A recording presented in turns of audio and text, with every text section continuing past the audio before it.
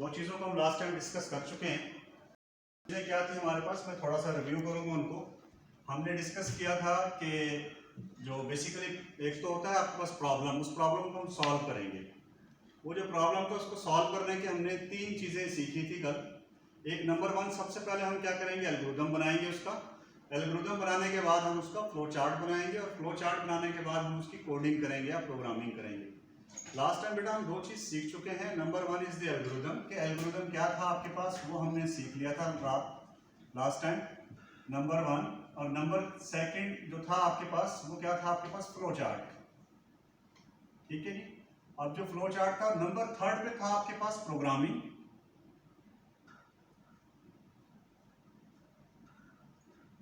और कोडिंग।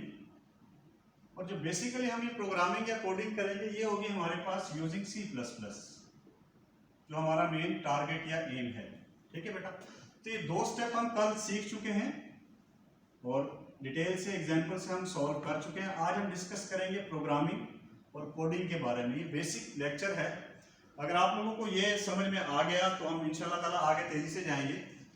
तो simply programming के लिए जो structure of the basic programme होगा उसको देखना है, समझना जरूरी है। एक्चुअली हम करना क्या चाह रहे हैं, अभी हम अल्फाबेट्स सीखना चाह रहे हैं अपनी C++ लैंग्वेज की। जब हमें अल्फाबेट्स आ जाएगी, जिस तरह अगर आपने इंग्लिश का लर्निंग करनी है तो आपको उसके अल्फाबेट्स आने चाहिए, इसी तरह इस प्रोग्रामिंग के लिए आपको इसके अल्फाबेट्स आना जरूरी है।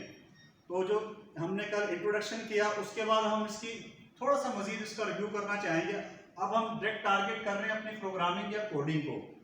इसका मतलब ये नहीं कि आज से हमारी कोडिंग शुरू हो जाएगी। आज हम इसकी बेसिक्स देखेंगे, how to create the basic program for the C++। तो बेसिक प्रोग्राम ऑफ C++ में तीन चीजें आपको रिक्वायर्ड होंगी बच्चे। मैं आपको बता दूं तीन चीजें कौन कौन सी होंगी जो रिक्वायर्ड होंगी आपको बेसिक प्रोग्राम के लिए। एक आपके पास प्रोसेसर होंगे, प्रोसेसर, डायरेक्टिव, मेन फंक्शन, और number third program body. Preprocessor क्या होंगे आपके पास, तीन चीजें आपको basic structure of the program. आज हम डिस्कस करेंगे basic structure of a C++ प्रोग्राम। ठीक है बच्चे। तो बेसिक स्ट्रक्चर्स के लिए तीन चीजों का होना जरूरी है। अगर ये तीन चीजों में से आप कोई एक सिंगल चीज भी मिस करेंगे तो आप प्रोग्रामिंग नहीं कर सकते। इनको माइंड में रख लीजिएगा। Number one is the preprocessor, preprocessor. Number second main function,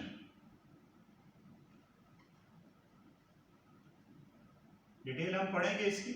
number third body of the program, main body या बॉडी ऑफ द।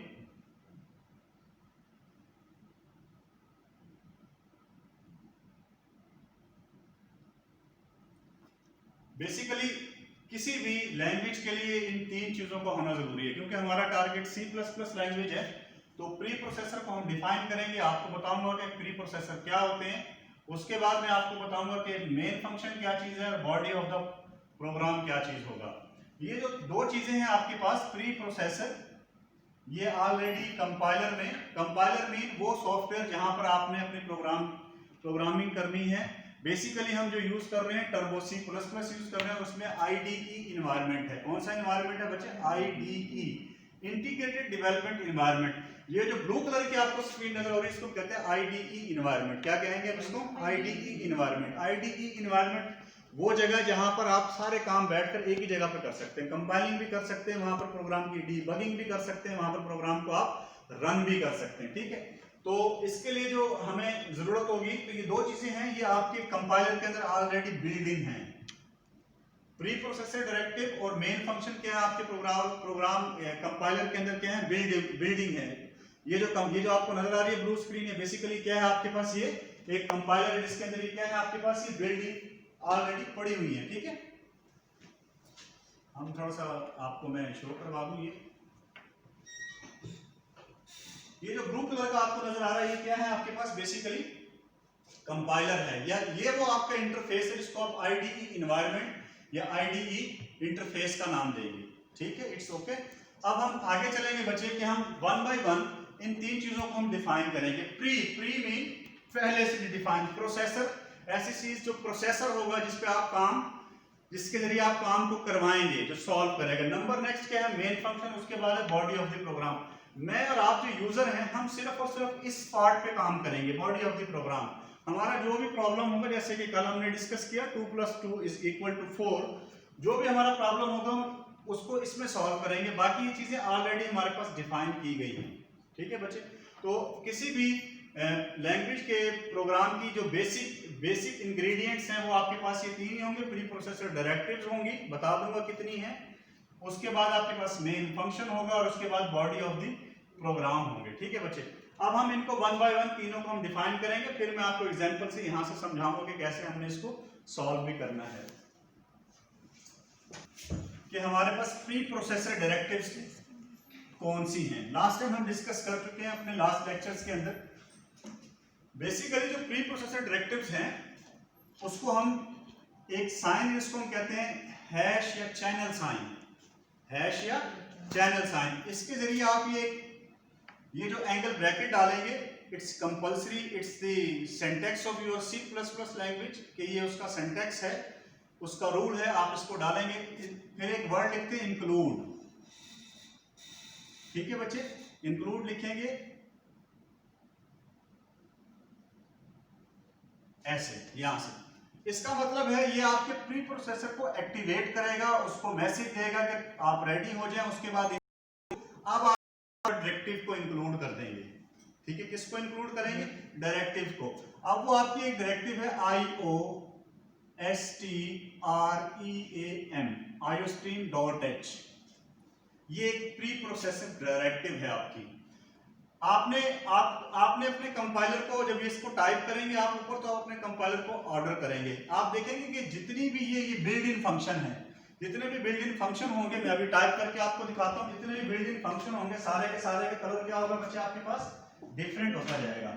जैसे कि सपोज टू भी हम इसको टाइप करेंगे, ठीक है, INCLUDE इंक्लूड, और ये ब्रैकेट का साइन डालेंगे आप, angle bracket, IOSTREAM stream.h।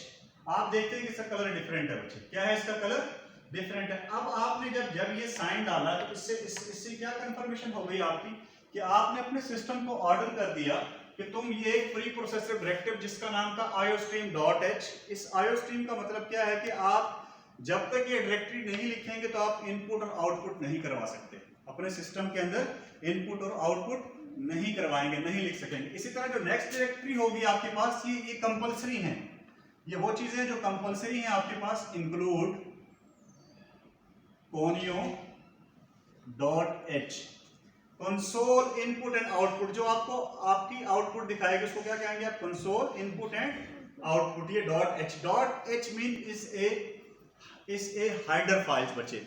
Dot extension का मतलब क्या है, ये आपके पास ये एक हेडर फाइल है जो कि टॉप ऑफ द प्रोग्राम लिखा जाएगा। कहां पे लिखी जाएगी, जो कि टॉप ऑफ द, ये तो आपके पास क्या है, दोनों की दोनों हाइडर फाइलें हैं। ठीक है, इतनी बात समझ में आ गई। तो ये क्या है आपके पास, टॉप ऑफ द प्रोग्राम लिखी जाएंगी। .h का मतलब एक्सटेंशन है। जिस तरह आप वर्ड डॉट, कोई वर्ड के डॉक्यूमेंट्स आप सेव करते हैं, जैसे कि आप सेव करेंगे सपोज अली .doc फाइल, ये डॉक का मतलब होता है डॉक्यूमेंट्स फाइल, एक्सटेंशन शो करता है उसका कि ये किस किस्म की फाइल है। तो इसका जो एक्सटेंशन है .h, ये आपको शो कर रहा है कि ये हेडर फाइल है किसी भी प्रोग्राम की। तो इसकी प्रायोरिटी क्या बनती है कि इसको आप टॉप ऑफ द प्रोग्राम लिखेंगे। क्या लिखेंगे आप, इसको टॉप ऑफ द प्रोग्राम लिखेंगे। तो अब आपने देख लिया कि सर ने 2 प्री प्रोसेसर डायरेक्टिव को डिफाइन किया है। This is your 2 pre processor directives. ये क्या है आपके पास, प्री प्रोसेसर डायरेक्टिव है आपके पास, जो मैंने किसी भी सी लैंग्वेज के प्रोग्राम का फर्स्ट क्या है आपके पास, फर्स्ट वाला आपके पास क्या था, इंग्रेडिएंट था। तो ये क्या है आपके पास, preprocessor directive, preprocessor यानी कि जिन पर पहले से काम किया गया है, प्री प्रोसेसर डायरेक्टिव्स हैं आपके पास ये। यानी कि इट्स मींस कि इनके पीछे प्रोग्रामिंग ऑलरेडी करके रख दी गई है, सिर्फ आपको इनको इंक्लूड करवाना है या लिखना है, अपने कंपाइलर से कॉल आउट करना है। This is the build in function. ये कौन से है आपके पास, ये बिल्ड इन फंक्शन है। नंबर नेक्स्ट बच्चे, सेकंड पॉइंट क्या आपके पास, मेन फंक्शन। सेकंड पॉइंट क्या करते हैं आप इसके अंदर, जो आपका इंग्रेडिएंट था किसी प्रोग्राम का, वो क्या है, मेन फंक्शन। उसको हम देख लेते हैं कि मेन फंक्शन किस तरह आप डिफाइन करेंगे। तो वो किस तरह डिफाइन करेंगे, आप एक लफ्ज लिखते हैं void, इसी के फौरन बाद VOID स्मॉल में केस सेंसिटिव, कल हमने कैरेक्टरिस्टिक्स में पढ़ा था कि हमारी C++ लैंग्वेज केस सेंसिटिव है, तो देखिए मैं स्मॉल में लिख रहा हूं, ये सारा क्या है स्मॉल में, केस सेंसिटिव void main, और ये कुछ भी नहीं डालना है इनमें। तो this is the your main function, क्या है आपके पास ये मेन फंक्शन। अब आपने दो चीजें सीख ली, प्री प्रोसेसर डायरेक्टिव्स का मतलब क्या होता है कि पहले से बनी बनी लाइब्रेरीज को इंक्लूड करना, और मेन फंक्शन से आपका क्या ताल्लुक है, अभी बता दूंगा कि मेन फंक्शन इसमें और आपकी बॉडी ऑफ द प्रोग्राम में लिंक ब्रिज का काम करता है। अगर आप मेन फंक्शन नहीं लिखेंगे तो आपका प्रोग्राम एग्जीक्यूट नहीं होगा, एरर आना शुरू हो जाएगी। तो अब आपने देखा कि सेकंड पार्ट, ये फर्स्ट पार्ट आपके पास ये था किसी भी प्रोग्रामिंग स्ट्रक्चर का, और सेकंड पार्ट आपके पास क्या है, ये सेकंड पार्ट हो गया आपके पास। अब हम चलते हैं बेटा थर्ड पार्ट की तरफ, which is a very very important for you, that is a main body of the function, जो कि आपके पास स्टार्ट होगा इस करली ब्रेस से, ये स्टार्टिंग करली ब्रेस है और उसके बाद एक एंडिंग करली ब्रेस होगी। तो this is the your main body of your C++ program, ये मेन बॉडी है आपके पास। रिपीट करूंगा बार बार आप लोगों को समझाने के लिए कि कोई भी C++ का प्रोग्राम हो तो उसको रन करने के लिए आपको तीन इंग्रेडिएंट्स की बेसिक जरूरत पड़ेगी बेटा। एक number of pre processing directives, number second आपके पास मेन फंक्शन, और नंबर थर्ड जहां पर आप प्रॉब्लम को सॉल्व करेंगे, ये यूजर सॉल्व करेगा, मैं और आप सॉल्व करेंगे, उसको कहेंगे बॉडी ऑफ द प्रोग्राम। ठीक हो गया। तो अभी हम यहाँ पे देखते हैं कि ये किस तरह से होगा। ये आपके पास एडिटर लगा हुआ है, इस पे हम देखते हैं कि किस तरह से ये होगा। तो दूसरा प्रोग्राम मैं लिखने लगा हूं यहां पर, दूसरी उसकी हाइडर, सेम आप क्या करेंगे, इंक्लूड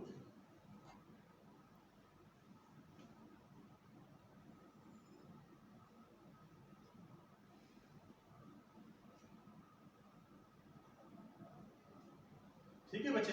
उसके बाद आपने क्या लिखना है यहां पर दोबारा आगे मेन, वही सेम जो आप लिख कर आए हैं, void। आप देख रहे हैं कि ऑटोमेटिकली इसका कलर चेंज होता जा रहा है। ठीक है बच्चे।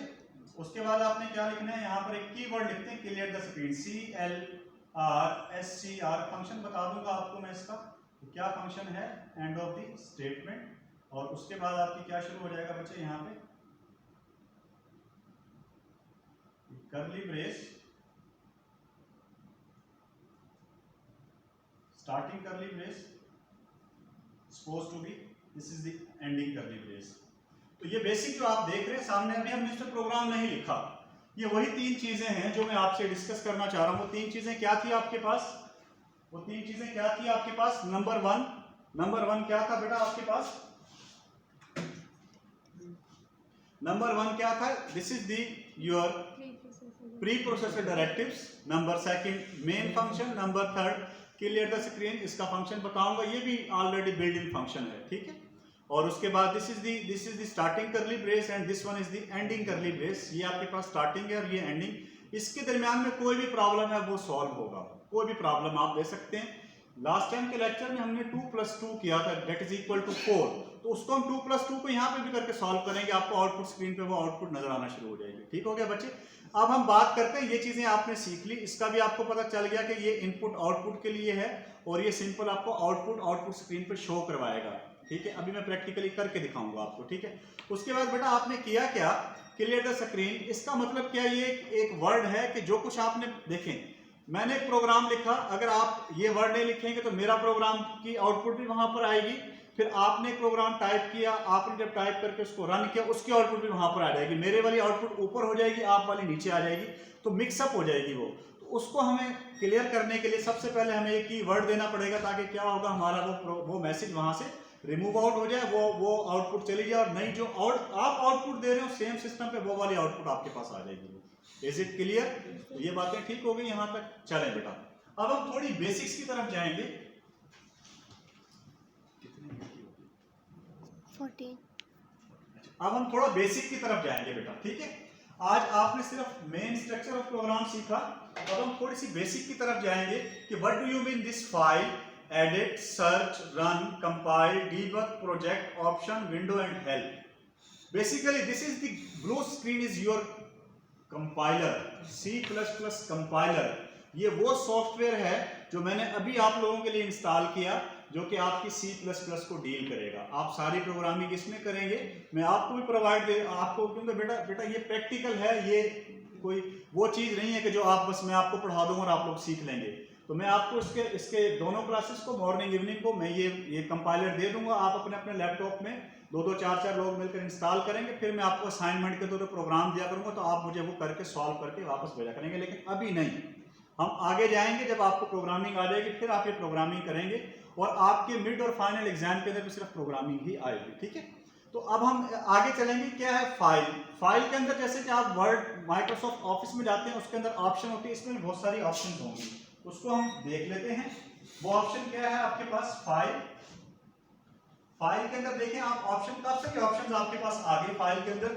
Number 1 option is the new, इसको क्लिक करेंगे न्यू पेज आ जाएगा। उसके बाद अगर आपने कोई पहले से सेव की तो उसको यहाँ से ओपन कर सकते हैं, और ये जो प्रोग्राम है ये नो नेम लिखा हो, किसी नाम से आप सेव कर सकते हैं, और ये आपकी कंप्यूटर की C ड्राइव में सेव होगा, कहीं और आप इसको सेव नहीं कर सकते। D और E में ये सेव नहीं होगा, बाय डिफॉल्ट C में जाएगा ऑटोमेटिकली, ठीक है। Keep it in your mind. अगर आप किसी और में इसको सेव करना चाहेंगे तो ये सेव नहीं होगा, क्योंकि इसका कंपाइलर C के अंदर पड़ा हुआ है, तो सोर्स फाइल के साथ जाकर ही इसको आप सेव करेंगे। तो अगर मैं इसको सेव एज करना चाहूंगा, इसको अब हम क्या करना चाह रहे हैं बेटा, सेव एज, इसको हम सेव करना चाह रहे हैं, तो पहली ऑप्शन इसको हम चलते हैं सेव एज करते हैं। तो सेव एज आपने इसको क्या किया, BS सेकंड लेक्चर के नाम से आपने इसको सेव किया।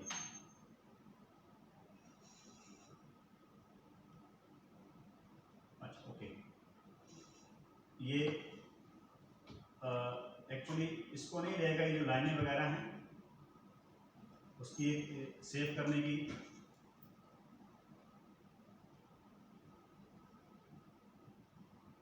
डिजिट नहीं ले रहा। चलें लेक्चर के नाम से सिंपल हम सेव करेंगे इसको,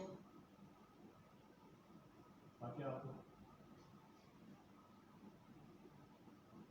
आप देखें lecture.cpp के नाम से ये सेव हो गई फाइल आपकी, ठीक है। lecture.cpp के नाम से आपकी ये फाइल हमने सेव कर ली है, तो इसको हम बाद में ओपन भी कर सकते हैं, ठीक है। तो इसमें आप देख सक रहे हैं कि ये ऑप्शन सारी ऑप्शन है। तो कितनी ऑप्शंस आप देख रहे हैं, इसमें न्यू है, न्यू का न्यू पेज खुल जाएगा, जैसे वर्ड में खोलते हैं, ओपन है, सेव है। अगर आप साथ साथ प्रोग्रामिंग कर रहे हैं उसको साथ साथ सेव कर सकते हैं, सेव एज है, सेव ऑल है, चेंज द डायरेक्टरी किसी और में, प्रिंट डॉस शेल, ये डिफरेंट, इसको हम नहीं छेड़ेंगे, और क्विट कर इसको हम इस प्रोग्राम से बाहर आ जाएंगे, ऑल टेक्स्ट करेंगे। तो अगर हम बेटा नेक्स्ट पे आ जाते हैं, ये आपकी नेक्स्ट में देखें, आप जिस तरह आप कोई भी वर्ड की फाइल हो उसमें आप देख सकते हैं कौन कौन सी चीजें होंगी, undo, redo, cut, copy paste and show the clipboard. जो हम कट कॉपी पेस्ट करेंगे वो इसमें करेगा, इससे आपको ज्यादा वो जरूरत नहीं पड़ेगी। आगे हम चलते हैं सर्च की तरफ, हर एक नीचे ऑप्शन होगी, फाइंड, रिप्लेस, सर्च अगेन। कोई चीज आपने 1000 लाइन